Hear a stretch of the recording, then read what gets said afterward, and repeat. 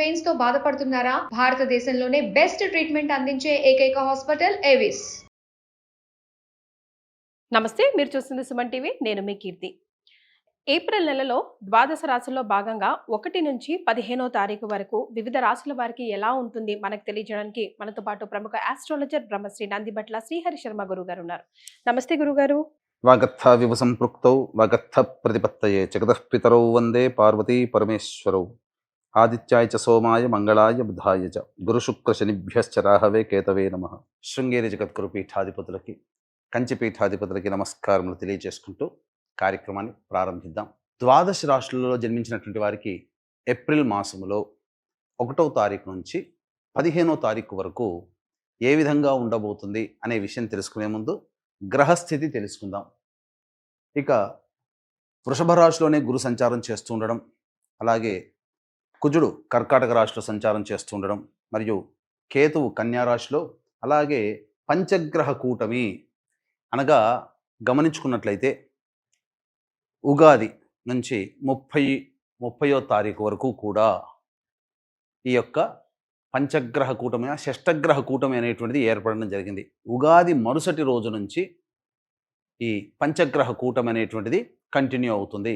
కాబట్టి పంచగ్రహ కూటమిలలో భాగంగా రవి, బుధ, శుక్ర, శని, రాహు, కాబట్టి ఈ 5 గ్రహాలు అనేటువంటివి ఈ యొక్క మీనరాశిలోనే సంచారం చేస్తున్నాయి. ఈ కారణం చేత 12 రాశులలో జన్మించినటువంటి వారికి గ్రహస్థితిగతులు ఈ ఏప్రిల్ 1వ తారీఖు నుంచి 15వ తారీఖు వరకు ఏ విధంగా ఉండబోతుందో తెలుసుకుందాం. ప్రత్యేకించి మహిళలకి కూడా ఏ విధంగా ఉండబోతుందో తెలుసుకుందాం. గురుగారు, మరి ఏప్రిల్ 1వ తారీఖు నుంచి 15వ తారీఖు వరకు సింహరాశి వారికి ఎలా ఉంటుందో? ద్వాదశ రాశులలో భాగంగా 5వదైనటువంటి సింహరాశిలో జన్మించినటువంటి వారికి ఏప్రిల్ 1వ తారీఖు నుంచి 15వ తారీఖు వరకు ఏ విధంగా ఉండబోతుందో తెలుసుకుందాం. ముందుగా గమనించుకున్నట్లయితే అష్టమ శని దోష ప్రభావము సింహరాశి వారికి ప్రారంభమైంది. కావున అన్ని విషయాల యందు కూడా జాగ్రత్తలు పాటించాలి.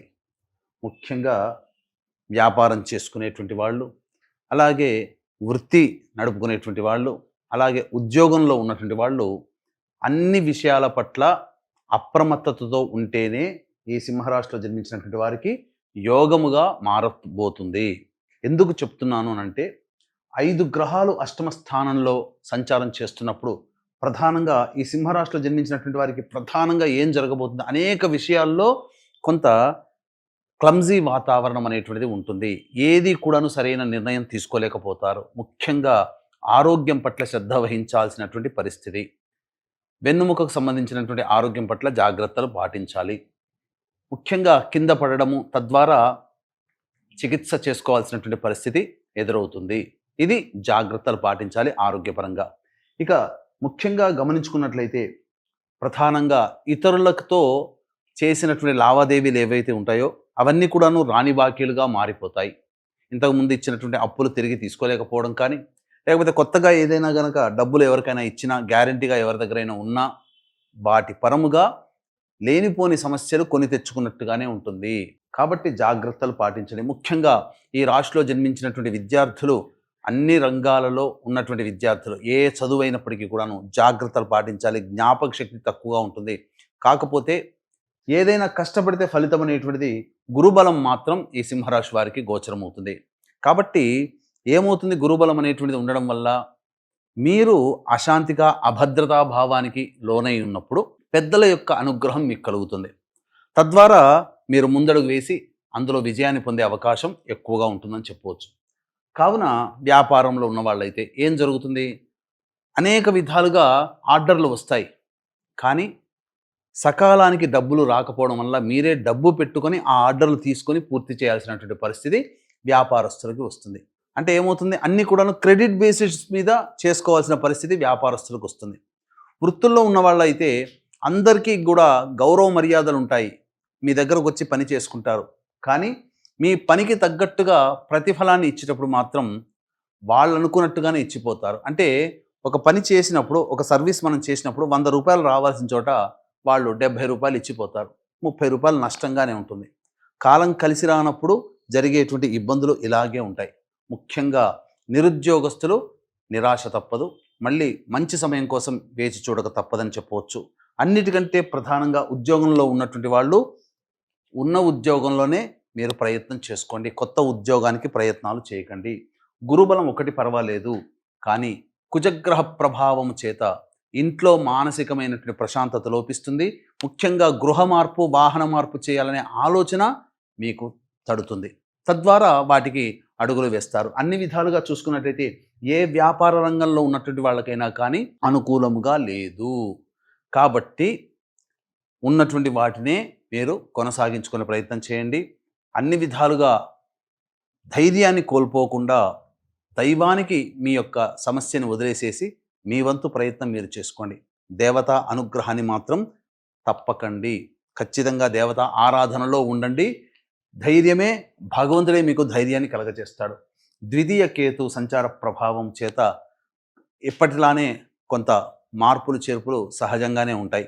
కుటుంబంలో పలు వివాదాలు అనేటువంటి, సమస్యలు అనేటువంటివి వస్తూనే ఉంటాయి. ఇవన్నీ కూడా కామన్గా వచ్చేటువంటివి. కానీ షష్టగ్రహ కూటమి కాస్త పంచగ్రహ కూటమి అనేటువంటిది అష్టమ స్థానంలో ఏర్పడబోతుంది. కాబట్టి అన్ని విధాలుగా పాపగ్రహాల యొక్క ప్రభావము ఈ సింహరాశి వారికి ఈ సంవత్సరం ఎక్కువగానే ఉంది. అందున మరి సింహరాశిలో జన్మించిన ముఖ్యంగా మహిళల కోసం ఒక్కసారి ఎలా ఉంటుందో వివరిస్తారా గురుగారు? అష్టమ శని కూడా ప్రారంభమైంది కాబట్టి జాగ్రత్తలు పాటించండి. ఇక సంబంధించినటువంటి వ్యవహారాల్లో కనుక చూసుకున్నట్లయితే ప్రధానంగా వివాహం కావాల్సినటువంటి అబ్బాయిలకి బాగా కష్టపడితే కానీ, అంటే ఏంటి, ప్రయత్నాలు ఎక్కువగా చేయాలి. ఇప్పటి వరకు ఓకే అనుకున్న వాళ్ళు మళ్ళీ వెనక్కి వెళ్ళే అవకాశం ఉంటుంది. కాబట్టి జాగ్రత్తలు పాటించండి. ప్రయత్నాలలో నమ్మకాన్ని కలగజేసే ప్రయత్నం చేయండి. కొంతవరకైనా సఫలీకృతులు అవుతారు. సంతానం కోసం ప్రయత్నం చేసేటువంటి వాళ్ళు చక్కటి వార్త వింటారని చెప్పవచ్చు. అన్ని విధాలుగా ఏతావాత చెప్పొచ్చేది ఏమిటంటే, సాధారణం కంటే దిగువగానే ఈ యొక్క సింహరాశి వారికి 15 రోజుల పాటు ఉంటుంది. కాబట్టి కొత్త కొత్త వాటికి మీరు ప్రయత్నం చేయకుండా ఉండడమే మేలు.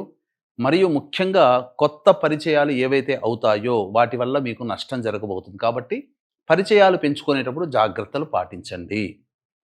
ఇక ఈ సింహరాశిలో జన్మించినటువంటి మహిళలు ఎవరైతే ఉంటారో వాళ్ళు అన్ని రకాలుగా జాగ్రత్తలు పాటించాల్సిందే. కుటుంబ పరంగా చూసుకున్నట్లయితే మీకు ప్రధానంగా మీ చేత పని చేయించుకునే వాళ్ళే ఎక్కువగా ఉంటారు తప్ప మీకు తిరిగి సహాయం చేసేవాళ్ళు ఉండరు. ముఖ్యంగా అనవసరమైనటువంటి అపవాదులు, లేనిపోని అపోహలతో మిమ్మల్ని ఇబ్బంది పెడతారు కుటుంబ సభ్యులు. కాబట్టి అయ్యో నా అనుకున్న వాళ్ళే నన్ను గుర్తించట్లేదు, నా అనుకున్న వాళ్ళే నన్ను పరాయిగా చూస్తున్నారు అనే భావన మీలో కలుగుతుంది ఈ గ్రహ సంచార ప్రభావం చేత. ముఖ్యంగా గృహిణులు ఎవరైతే ఉంటారో ఈ సింహరాశిలో జన్మించినటువంటి వాళ్ళు తమ పని తాము చేసుకునే ప్రయత్నం చేయండి. ఆరోగ్యం పట్ల శ్రద్ధ వహించండి.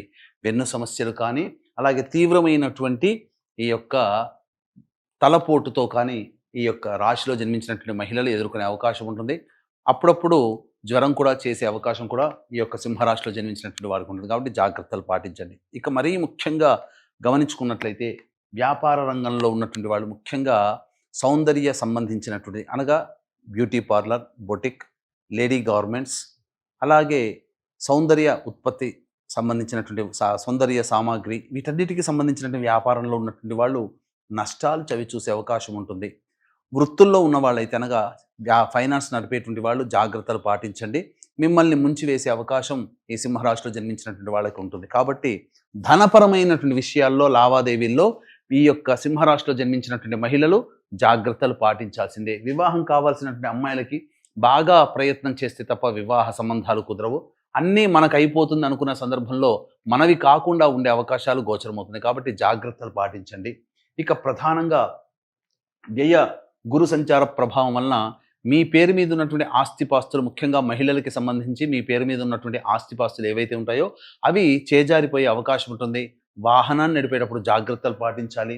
గురుబలం పెరుగుతుంది. దీనివల్ల ఏం జరుగుతుంది, మీ మీద బాధ్యతలు పెరుగుతాయి, మీ మీద ఎక్స్పెక్టేషన్స్ పెరుగుతాయి. మీరు ఏదో చేయగలుగుతారని ఎదుటి వాళ్ళు ఏమి చేయకపోయినా అనుకుంటుంటారు. కానీ వాళ్ళ అంచనాలకి తగ్గట్టుగా మీరు ప్రవర్తించలేకపోవడం వల్ల కొంత మీ మీద అసహనాన్ని ప్రదర్శించే అవకాశం ఉంటుంది. కాబట్టి ఎదుటి వాళ్ళకి మీరు ఉన్నది ఉన్నట్టుగా నిర్భయంగా చెప్పే ప్రయత్నం చేయండి. కాబట్టి అంచనాలు అనేటువంటివి మీ మీద అంతవరకే ఉంటాయి. ఇక ఏతావాత చెప్పొచ్చేది ఏమిటంటే, ఈ సింహరాశిలో జన్మించినటువంటి మహిళలు కూడా జాగ్రత్తలు పాటించండి. ఇక గమనించుకున్నట్లయితే ఈ 1వ తారీఖు నుంచి 15వ తారీఖు వరకు ఏ విధంగా ఉండబోతుంది. ప్రధానంగా చూసుకుంటే 1వ తారీఖు రోజున సంతానం మూలకంగా కష్టాలు, సంతానం మూలకంగా సమస్యలు అనేటువంటివి పెరుగుతాయి. సంతానంతో విరోధాలు పెరుగుతాయి. ఎదుటి వాళ్ళతో మాట్లాడేటప్పుడు జాగ్రత్తలు పాటించండి. 2, 3 మరియు 4, 5 తారీఖుల్లో కనుక చూసుకుంటే ఉద్యోగంలో అభివృద్ధి అనేటువంటిది, వ్యాపారంలో అభివృద్ధి ఉంటుంది. అన్ని రకాలుగా ధన ప్రవాహం చేతికి వస్తుంది. అన్ని విషయాల్లో మీరు యోగదాయకంగా ఉంటుంది. సంతోషంగా గడుపుతారు. అవసరానికి మించినటువంటి ఖర్చులు ఏవైతే ఉంటాయో అవన్నీ కూడాను, ఆ ఖర్చులని కూడాను మీరు తీర్చుకోగలిగే సామర్థ్యం మీకు లభిస్తుంది. రాని బాకీలు కూడా వసూలవుతాయి. ధనానికి ఏమీ లోటు ఉండదు ఆ 4 రోజుల్లో. ఇక 6, 7, 8 తారీఖుల్లో కనుక చూసుకున్నట్లయితే ఈ 6, 7, 8 తారీఖుల్లో మీరు కొంత ఉద్రేకము పొందేటువంటి అవకాశం ఉంటుంది. చికాగ్గా ఉంటారు. ఖర్చులు అధికంగా ఉంటాయి.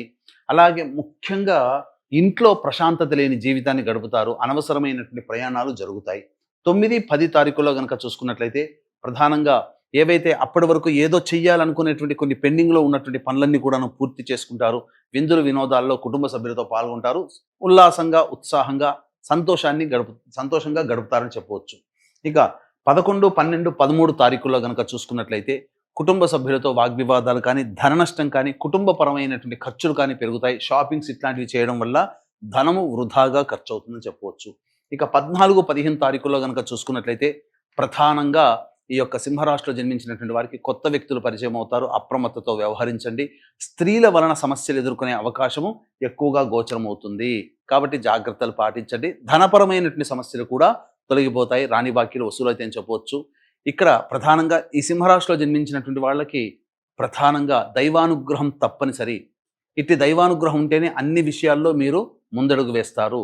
కావున ఈ యొక్క దైవానుగ్రహం అందరికీ అందించాలనేటువంటి ఒక సదుద్దేశంతో ఈ ఏప్రిల్ 18వ తారీఖు రోజున కాలభైరవుని ఆజ్ఞ అనుసారం కాశీ క్షేత్రంలో ప్రారంభం చేయబడుతుంది. సంవత్సరం పాటు మీరు మీ కుటుంబ సభ్యుల గోత్రనామాదులతో సంవత్సరం పాటు ప్రతి నెల క్షేత్రంలో చేయించడం జరుగుతుంది. మీ యొక్క సంకల్పం నెరవేరడం కోసం సంకల్ప సిద్ధి హోమాలు, అలాగే మీ యొక్క జాతకరీత్యా ఉన్నటువంటి దోషాలు తొలగిపోవడం కోసం సర్వదోష నివారణ పూజల హోమాలు అనేటిని చేయించడం జరుగుతుంది. అవకాశం ఉన్న వాళ్ళు కార్యక్రమ తదనంతరం కాంటాక్ట్ చేసి మీ గోత్రనామాదులు నమోదు చేసుకోవచ్చు.